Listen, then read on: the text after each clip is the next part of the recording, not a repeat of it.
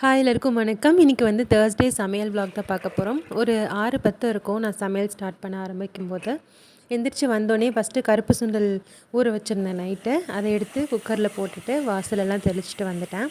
அதுக்கப்புறமா வந்துட்டு குழம்பு வந்து தாளித்து விடலான்னு சொல்லிவிட்டு பட்டை கிராம்பு இந்த பிரியாணி இலையெல்லாம் போட்டு வெங்காயமெல்லாம் போட்டு வதக்கி தாளிச்சிட்டு அது கூட வந்து நம்ம இஞ்சி பூண்டு பேஸ்ட்டும் போட்டுட்டு கொஞ்சம் உருளைக்கிழங்கையும் வந்து போட்டிருக்கேன். சுண்டல் வந்து நல்லா வெந்துருச்சு அதுக்குள்ளார. அதுக்கப்புறம் சுண்டல் வேக வச்ச தண்ணி இருக்கு இல்லையா, அது வந்து சேர்த்தி காயை வந்துட்டு வேக விட்டுட்டேன். அதுக்கப்புறம் பொரியலும் சைட் பை சைட் தாளித்து விட்டுடலான்னு சொல்லிவிட்டு கடுகு, பச்சை மிளகாய், வெங்காயம் எல்லாம் போட்டு தாளிச்சிட்டு சர்க்கரை பூசணிக்காய் பொரியல் தான் பண்ண போகிறேன். ஸோ அதையும் வந்துட்டு அதில் எடுத்து கொட்டிக்கிட்டேன். அதுக்கு முன்னாடி பார்த்திங்கன்னா சின்ன வெங்காயம் தக்காளியெல்லாம் வதக்கி வச்சுட்டு போயிருந்தேன். அதையும் வந்து மிக்ஸி ஜாரில் எடுத்து போட்டு அரைச்சிட்ருக்கேன். நம்ம அரைச்ச விழுதை வந்து குழம்புல வந்து சேர்த்தாச்சு. பொரியல்லே வந்துட்டு கொஞ்சமாக தண்ணி ஊற்றி கொஞ்சமாக உப்பும் சர்க்கரையும் போட்டுக்குவேன். எப்போவுமே வந்து பீட்ரூட்டும் சரி சர்க்கரை பூசணிக்காவுக்கும் சரி ரெண்டுக்குமே வந்து சர்க்கரை போட்டால் தான் வந்து நல்லா டேஸ்ட்டாக இருக்கும் பொரியல்.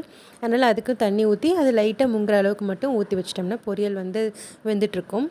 குழம்பு எல்லாமே ஓரளவுக்கு செட்டில் பண்ணிவிட்டு தான் நான் வந்து டீ போடுவேன்.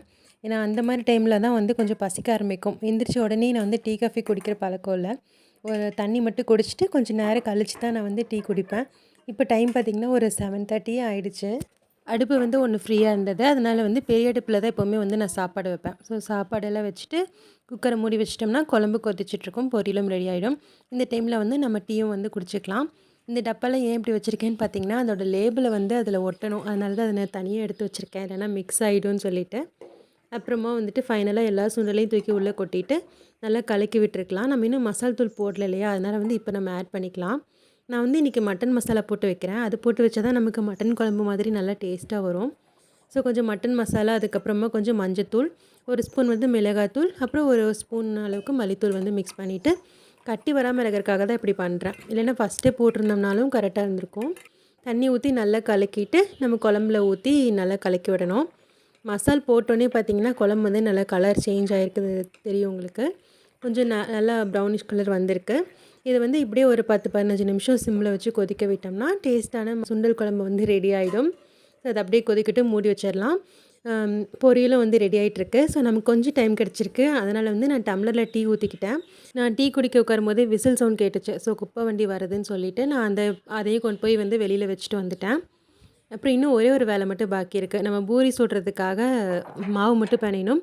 ஸோ வந்து மாவு பிணைச்சிக்கிட்டே வந்து டீயும் சைட் பை சைட் குடிச்சிட்டேன். பையனும் இன்றைக்கி அவனே குளிச்சுட்டு வந்துட்டான். அதுக்குள்ளே நான் வந்து பூரியெல்லாம் தேய்ச்சி சுட்டுட்டு அவனுக்கு சாப்பிட கொடுத்துட்டு லஞ்சுக்கும் பேக் பண்ணி கொடுத்து விட்டுட்டேன்.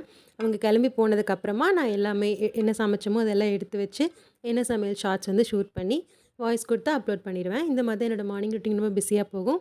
உங்கள் மார்னிங் ரொட்டீன் எப்படி இருக்குன்னு சொல்லி கமெண்ட் பண்ணுங்கள். வீடியோ பிடிச்சிருந்தா லைக் பண்ணி, ஷேர் பண்ணி, சப்ஸ்கிரைப் பண்ணுங்கள்.